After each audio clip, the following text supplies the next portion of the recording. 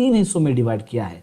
एक है कि बेसिक, यानी कि बेसिक सेफ्टी इंटरव्यू क्वेश्चंस कौन से रहेंगे, फिर उसके बाद इंटरमीडिएट जो है यानी कि बेसिक्स और एडवांस के बीच के कौन से क्वेश्चंस आते हैं वो, और तीसरा जो है वो है कि एडवांस लेवल के कौन से क्वेश्चंस आते हैं वो। तो सबसे पहले हम यहाँ पर शुरुआत करेंगे बेसिक सेफ्टी इंटरव्यू क्वेश्चंस के बारे में। तो इसमें सबसे पहला जो क्वेश्चन है वो है कि सेफ्टी का मतलब क्या है। ये बेसिक है एकदम, यानी कि सेफ्टी क्या है। तो इसके आंसर में आप बता सकते हो कि सेफ्टी क्या है। तो एक फ्रीडम है, यानी कि आपको कोई भी हार्म, डेंजर या फिर इंजरी नहीं होती है, इससे आप फ्री रहते हो, तो वो एक ऐसी स्थिति, उसी को ही सेफ्टी कहा जाता है। ठीक है, यानी कि आप ऐसे भी बोल सकते हो कि फ्रीडम फ्रॉम हार्म, डेंजर या फिर इंजरी, उसी को सेफ्टी हम कहते हैं। नेक्स्ट क्वेश्चन है कि वर्कप्लेस सेफ्टी इंपॉर्टेंट क्यों है। तो इसके आंसर में आप बता सकते हो कि वर्कप्लेस सेफ्टी इसलिए क्रूशियल है, इंपॉर्टेंट है, क्योंकि इसकी वजह से हम इंजरीज को प्रिवेंट करते हैं, एम्प्लॉयज को प्रोटेक्ट करते हैं, साथ ही साथ फाइनेंशियल लॉसेस को भी रिड्यूस कर सकते हैं जो भी एक्सीडेंट की वजह से होने वाला है। यानी कि वर्कप्लेस में अगर एक्सीडेंट होता है तो उसकी वजह से इंजरी हो सकती है या फिर फाइनेंशियल लॉस भी होता है। तो इसको अगर आप आपके साइड पर वर्कप्लेस सेफ्टी को अच्छे से मेंटेन करते हो तो इसको आप प्रिवेंट कर सकते हो, यानी कि इंजरी को प्रिवेंट कर सकते हो, एक्सीडेंट के जो फाइनेंशियल लॉसेस है, एक्सीडेंट की वजह से होने वाले जो फाइनेंशियल लॉसेस है उसको भी रिड्यूस कर सकते हो। इसके साथ साथ लीगल कंप्लायंसेस को इंश्योर करते हैं अगर आपकी वर्कप्लेस सेफ्टी अगर आप साइड पर मेंटेन करते हो। यानी कि इसकी इंपॉर्टेंस को आपको समझना है कि लीगल कंप्लायंस को भी आप इंश्योर कर सकते हो। इसके साथ साथ सेफ वर्क, जो सिक्योर वर्क इन्वायरमेंट है उसको क्रिएट करने के लिए भी जो है ये काफी मददगार साबित होता है, जिसकी वजह से आप प्रोडक्टिविटी को इनहांस कर सकते हो। तो इसलिए वर्कप्लेस सेफ्टी ये काफी इंपॉर्टेंट होती है। मेन पॉइंट है कि आपको ये बताना है वर्कप्लेस सेफ्टी क्यों इंपॉर्टेंट है। इसलिए इंपॉर्टेंट है क्योंकि हम इसकी वजह से इंजरीज को प्रिवेंट कर सकते हैं, एम्प्लॉयज को प्रोटेक्ट कर सकते हैं और फाइनेंशियल लॉसेस को भी रिड्यूस कर सकते हैं जो भी एक्सीडेंट की वजह से हो सकते हैं। ठीक है, बात करते हैं नेक्स्ट क्वेश्चंस की। तो नेक्स्ट क्वेश्चन है कि हजार्ड यानी कि क्या है। तो देखिए, हजार्ड यानी कि कोई भी सोर्स हो सकता है जिसमें पोटेंशियल है, क्षमता है कि जिसकी वजह से नुकसान हो सकता है, यानी कि पोटेंशियल हार्म हो सकता है या फिर एडवर्स हेल्थ इफेक्ट भी हो सकते हैं। तो हजार्ड वो फिजिकल भी हो सकता है, जैसे कि मशीनरी हो गया, केमिकल भी हजार्ड होता है, या फिर जैसे कि टॉक्सिक गैसेस हो गया, बायोलॉजिकल हजार्ड हो सकता है जैसे कि बैक्टीरिया, एर्गोनॉमिक हजार्ड हो सकता है जैसे कि एग्जांपल है पुअर पोस्चर, और साइकोलॉजिकल भी हजार्ड हो सकता है, एग्जांपल है वर्कप्लेस स्ट्रेस। ठीक है, तो हजार्ड का मतलब आपको यहाँ पर समझ में आ गया होगा कि कोई भी ऐसा सोर्स कि जिसमें पोटेंशियल है, क्षमता है कि जिसकी वजह से नुकसान हो सकता है। और हजार्ड ये इन जो कैटेगरीज मैंने आपको यहाँ पर बताई है, फिजिकल, केमिकल, बायोलॉजिकल, एर्गोनॉमिक और साइकोलॉजिकल, ये हो सकता है। बात करते हैं नेक्स्ट क्वेश्चंस के बारे में। नेक्स्ट क्वेश्चन है कि वर्कप्लेस हजार्ड के डिफरेंट टाइप्स क्या है। तो देखिए, मेन टाइप्स वर्कप्लेस हजार्ड के कई सारे हैं। तो उसमें से है फिजिकल हजार्ड। फिजिकल हजार्ड यानी कि क्या, तो जैसे कि नॉइज हो गया, हीट, रेडिएशंस। दूसरा है केमिकल हजार्ड, जैसे कि गैसेस, वेपर्स, डस्ट। तीसरा है बायोलॉजिकल हजार्ड, जैसे कि वायरसेस, बैक्टीरिया, फंगी। चौथा है एर्गोनॉमिक हजार्ड, यानी कि रिपीटेटिव मोशंस में अगर आप काम करते हो, ऑकवर्ड पोस्चर्स में अगर आप काम करते हो तो वो। और साइकोलॉजिकल हजार्ड, यानी कि स्ट्रेस हो गया और वर्कप्लेस वायलेंस। तो ये मेन टाइप्स है वर्कप्लेस हजार्ड्स के। बात करते हैं नेक्स्ट क्वेश्चंस के बारे में। नेक्स्ट क्वेश्चन है कि रिस्क असेसमेंट यानी कि क्या है। तो इसके आंसर में आप बता सकते हो कि रिस्क असेसमेंट एक ऐसी प्रोसेस है जहां पर हम हजार्ड को आइडेंटिफाई करते हैं और उससे होने वाला जो भी पोटेंशियल इम्पैक्ट है उसको एनालाइज करते हैं। इसके साथ साथ कंट्रोल मेजर्स को हम यहाँ पर इंप्लीमेंट करते हैं ताकि वर्क प्लेस में जो भी खतरा है उसको हम मिनिमाइज कर सके। तो इसी को ही रिस्क असेसमेंट कहा जाता है। बात करते हैं नेक्स्ट क्वेश्चन के बारे में। नेक्स्ट क्वेश्चन है कि रिस्क असेसमेंट के की स्टेप्स क्या है। इसके आंसर में आप बता सकते हो कि 5 की स्टेप्स होते हैं रिस्क असेसमेंट के। उसमें सबसे पहला जो स्टेप है वो है हजार्ड को आइडेंटिफाई करना। दूसरा है कि इस हजार्ड की वजह से किसको नुकसान हो सकता है या फिर कैसे हो सकता है वो डिटरमाइन करना। थर्ड है कि रिस्क को यहां पर असेस करना और प्रिवेंटिव मेजर्स हमने क्या लेने चाहिए वो डिसाइड करना। चौथा है कंट्रोल मेजर्स को इंप्लीमेंट करना और जो भी फाइंडिंग्स किए गए हैं उसके रिकॉर्ड को मेंटेन करना। और पांचवा है असेसमेंट को जरूरत पड़ी तो पीरियडिकली उसको रिव्यू करना और अपडेट करना। तो ये 5 की स्टेप्स होते हैं रिस्क असेसमेंट के। बात करते हैं नेक्स्ट क्वेश्चंस के बारे में। नेक्स्ट क्वेश्चंस है कि पीटीडब्ल्यू सिस्टम यानी कि क्या है, यानी कि परमिट टू वर्क सिस्टम क्या है। इसके आंसर में आप बता सकते हो कि पीटीडब्ल्यू जो सिस्टम है ये एक फॉर्मल प्रोसीजर्स होती है जो आपको एक ऑथराइजेशन देती है, परमिशंस देती है हाई रिस्क वर्क एक्टिविटीज को करने के लिए। अब हाई रिस्क एक्टिविटीज हो या फिर वर्क एक्टिविटीज हो, इसका एक ऑथराइजेशन आपको एक फॉर्मल प्रोसीजर के रूप में, एक परमिट के रूप में आपको मिलता है, उसी को पीटीडब्ल्यू सिस्टम कहा जाता है। अब हाई रिस्क वर्क एक्टिविटीज यानी कि क्या, तो जैसे कि हॉट वर्क का काम अगर आपको करना है तो उसकी एक काम करने की परमिशन हो जाती है। कन्फाइंड स्पेस एंट्री में काम करना हो, इलेक्ट्रिकल मेंटेनेंस में काम करना हो, तो इसकी ये आपको ऑथराइजेशन मिलता है, काम करने की एक परमिशन मिलती है इस पीटीडब्ल्यू से। और ये इंश्योर करता है कि नेसेसरी प्रिकॉशन जो है आपने लिए है काम को शुरू करने से पहले। यानी कि पीटीडब्ल्यू जब आपके पास है, परमिट टू वर्क जब आपके पास है, तो इसका मतलब क्या होता है कि काम को शुरू करने से पहले आपने नेसेसरी जो भी प्रिकॉशंस लेने चाहिए वो आपने लिए हैं। इस चीज को ये इंश्योर करता है। बात करते हैं नेक्स्ट क्वेश्चंस के बारे में। नेक्स्ट क्वेश्चंस है कि वर्क परमिट के डिफरेंट टाइप्स क्या है। अब देखिए, वर्क परमिट के कई सारे टाइप्स आपको देखने को मिलते हैं। जैसे कि आप अलग अलग कंपनी में जाते हो तो कंपनी की क्या सिस्टम है उसके अनुसार आपको उसके टाइप्स देखने को मिलते हैं। अब कॉमन टाइप्स जो वर्क परमिट के हैं वो है कि हॉट वर्क परमिट, जैसे कि वेल्डिंग हो गया, कटिंग, ग्राइंडिंग, यानी कि जिसमें स्पार्क निकलता हो, फायर हजार्ड होता है, तो जहां पर स्पार्क आपको देखने को मिलता है तो वो हॉट वर्क परमिट में आता है। कोल्ड वर्क परमिट दूसरा होता है जिसमें नॉन हीट जनरेटिव जो है, जनरेटिव जो एक्टिविटीज होती है, नॉन हीट जनरेटिंग एक्टिविटीज, जैसे कि स्कैफोल्डिंग का काम हो गया, हाउसकीपिंग का काम हो गया, तो ये कोल्ड वर्क परमिट में आता है। तीसरा है कन्फाइंड स्पेस एंट्री परमिट, चौथा है इलेक्ट्रिकल वर्क परमिट, पांचवा है वर्क एट हाइट परमिट।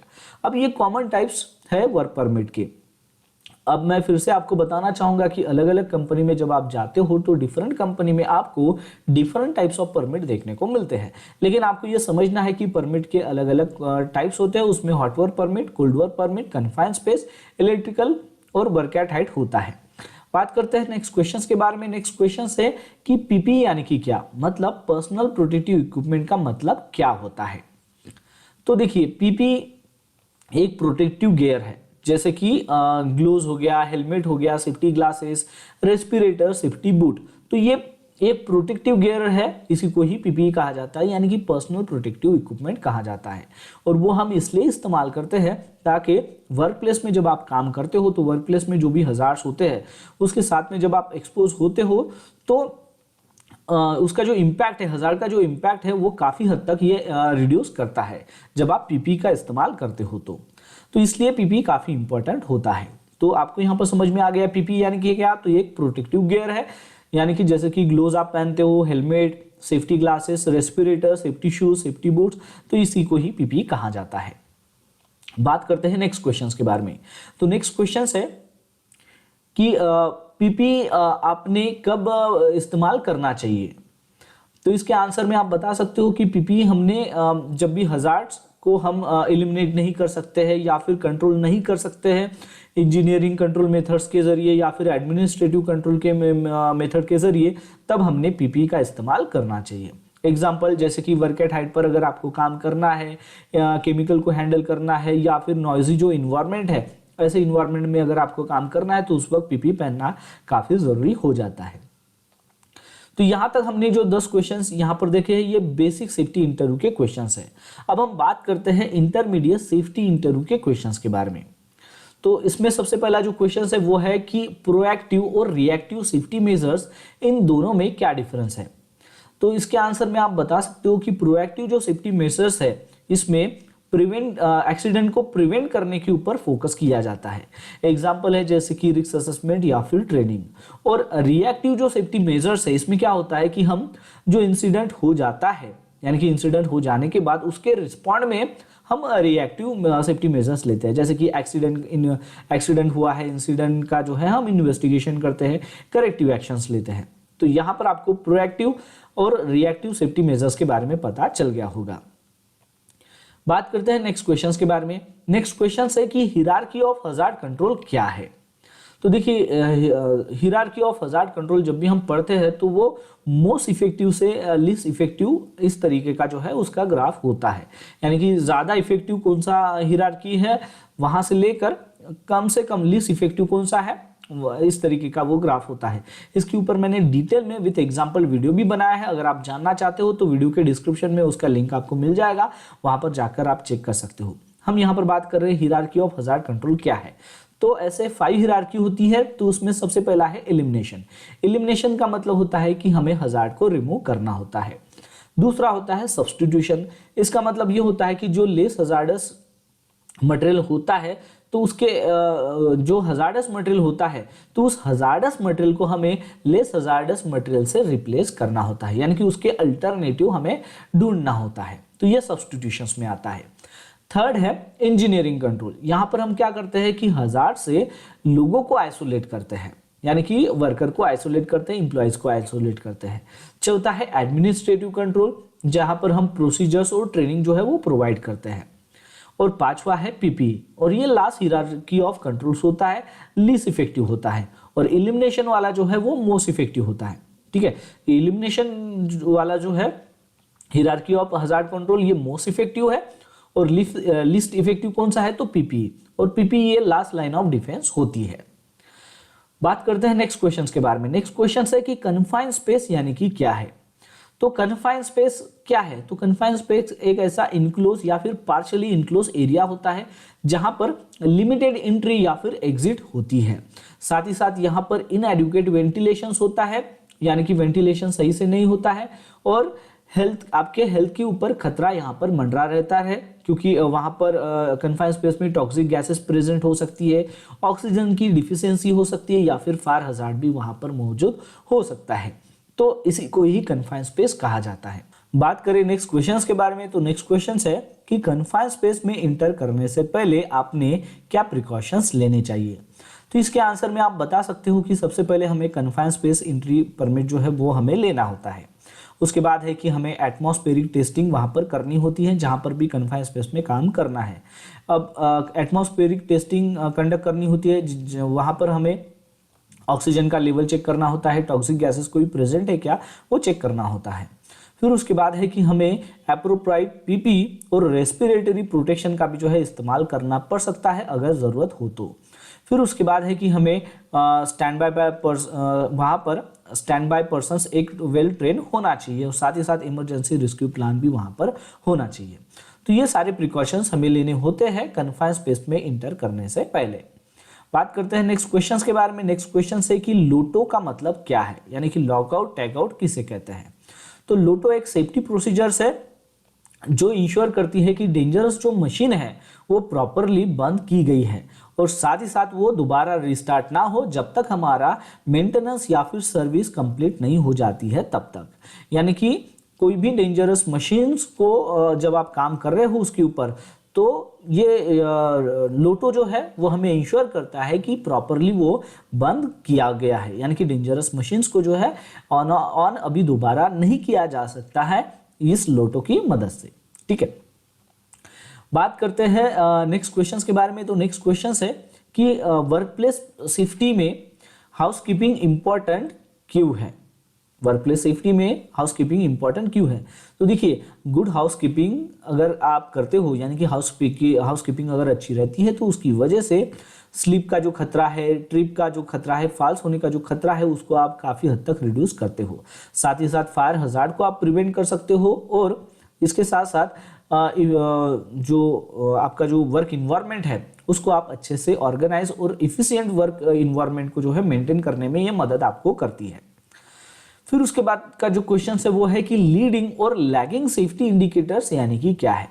तो लीडिंग इंडिकेटर्स का मतलब होता है कि ये प्रोएक्टिव मेजर्स है या जो इंसिडेंट को प्रिवेंट करने में मदद करती है, यानी कि जैसे कि सेफ्टी ऑडिट हो गया, ट्रेनिंग हावर्स हो गया। और लैगिंग इंडिकेटर्स यानी कि पास इंसिडेंट को आप ट्रैक करते हो, जैसे कि इंजरी रेट हो गया और लॉस्ट टाइम एक्सीडेंट हो गया। बात करते हैं नेक्स्ट क्वेश्चंस के बारे में। नेक्स्ट क्वेश्चन है कि जॉब सेफ्टी एनालिसिस यानी कि क्या है।